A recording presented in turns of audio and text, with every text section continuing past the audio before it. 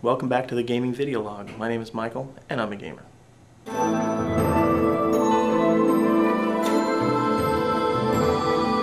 Hey, thanks for coming back, you guys. First off, I want to apologize for the potentially crappy sound in the last video.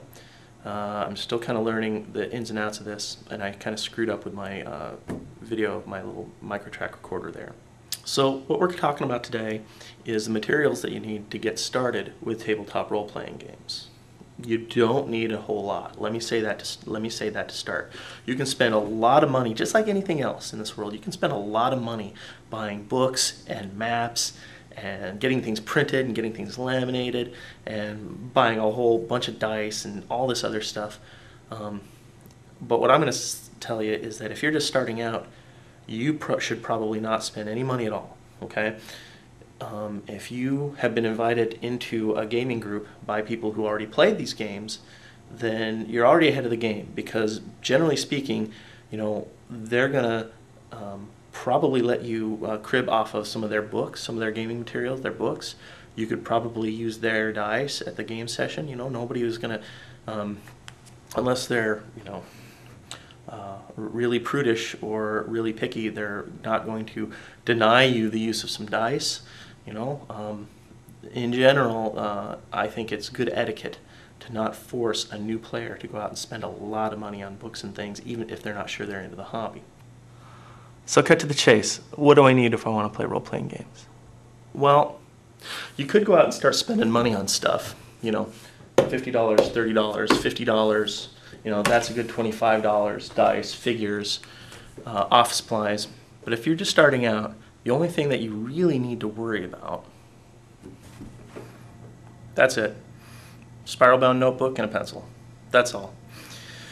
Any group that you get into is probably going to have books that you can take a look at. You can flip through, build your character out of, read, learn the game, and a pencil. Even character sheets. Pretty much everything that you need to do, you can do with this. Especially if you're just starting. Don't go out and buy a whole lot of stuff, because frankly, the hobby may not be for you, and do you really want to be stuck with a bunch of nerd gear lying around your house? I don't think you do. Now, let's say you take to the game and you like it. You know, this notebook right here has a whole bunch of notes and things from some of my old campaigns. As a matter of fact, this particular one I used for when I was running a game.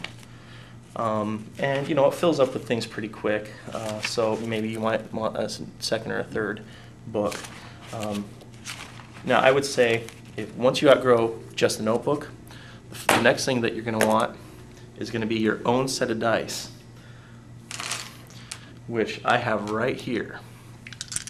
Now, the dice that you use to play this game is probably worthy of a video all on its own, but I'm just going to talk about what you need to know when you go and buy them. Now you can go buy all the dice you need in a pretty cheap set. You know, it's going to come in a little box just like this, just a little plastic case. I think I bought this for $7.99 at my local game shop. They come in all kinds of colors and patterns and textures. You know, you can go online and you can buy dice. They have places where you can go, websites you can go. Maybe I'll find a link for you guys. You can go to certain websites that sell dice carved out of stone. You can buy dice cast out of gold. You can buy steel dice, pearl dice. You can buy all kinds of different dice.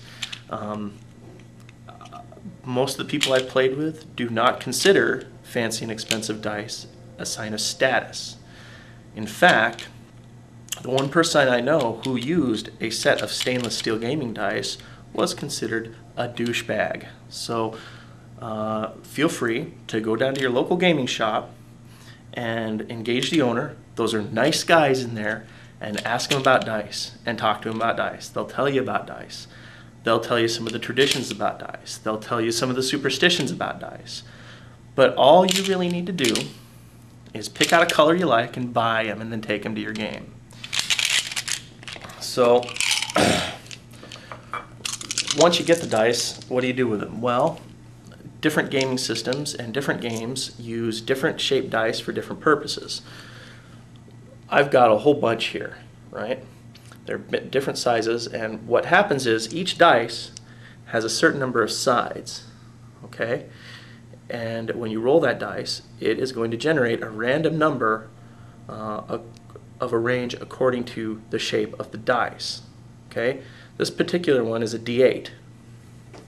Now, not everybody that's playing uses maps and figures. Okay? As a matter of fact, I know a lot of people who consider maps and figures to be crutches and that they take too much time. We can talk about that more later. But if you play the game and you start to enjoy it, you may want to go shopping for metal figurines to represent your character. Every gamer that I know has a certain collection of lead figures that are in varying states of quality and painting. This is one such example. I just pulled this at random out of our little box of figures. This is I think she was being used to play a druid, and then the last time we played, here's a dwarf. I think this is the esteemed Guri Hamfural from one of our games. Maybe your group has, a box of figures that you can choose from. You can just grab one that looks like your character, or you can go to your gaming store, same place you got the dice, and you can pick out one that looks like what you want it to look like, and you can paint it. That's a whole separate hobby on its own, and that can cost you a lot of money. I have gotten a lot of mileage out of a clipboard. What you can do with a clipboard is you can print out charts and keep them handy.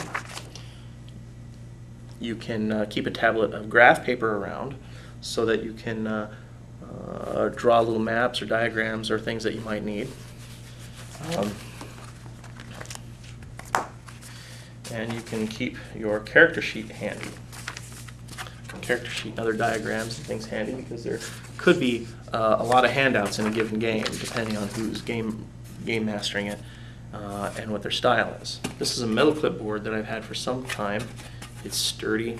I got some stickers on there, and you can personalize it. And I know some people who use a clipboard make it a very personal thing, because it's the vessel that their character lives on, and it's kind of how they keep organized.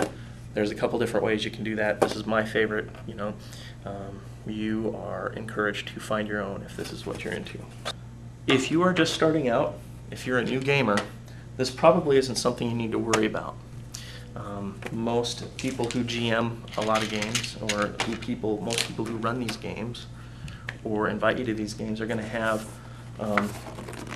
something like this. This is a vinyl map. It's just a big piece of vinyl, kind of like an upholstery material. And you can see it's got like a pattern on either side. One side is squares, the other side is hexes. $25 on this at Uncle's Games when it was in our local mall. You can get bigger ones, you can get maps with different patterns. It all depends on the game that you're running. Again, if you are new at this, if you haven't played before and you're getting into the game, don't go out and buy one of these. It's too much money for something that might just sit around if you're not into the game. I have a couple, because I run games. I've got other people in my group that run games, so we have a good 3 or 4 of these to go around. To go along with that is a good set of colored wet erase markers. For obvious reasons. Again, whoever has the map should have a set of these, and they're useful for a variety of purposes. Now, let's talk about the books for a moment. So when I'm stepping into a new game that I haven't played before, or if I'm making a recommendation to somebody who hasn't played role-playing games, I'll tell them to show up with your notebook and your pencil, sit in for 2 or 3 sessions, maybe have the person walk you through making a character. This is a topic that we're going to cover in another show. If you decide it's something you like and something you want to do, you should buy the book. If you don't think you're going to be back, or you don't think you're going to play beyond that game, then I wouldn't bother. Okay? It's not a requirement that everybody playing the game have the book. Okay?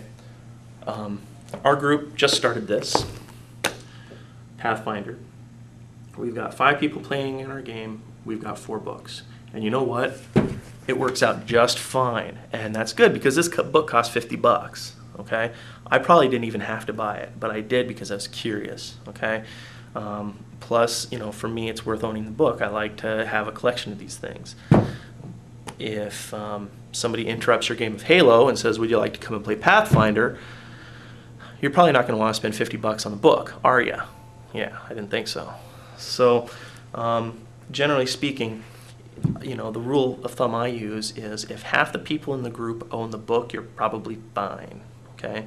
If the guys that you're playing with make you buy a $50 book even though you're not sure you want to play, those guys are assholes. Find a new group. So I hope that gives you an idea of what kind of materials we're talking about when it comes to playing a role-playing game and getting into it for the first time. What we're going to do next is talk about how you play these games and how they work.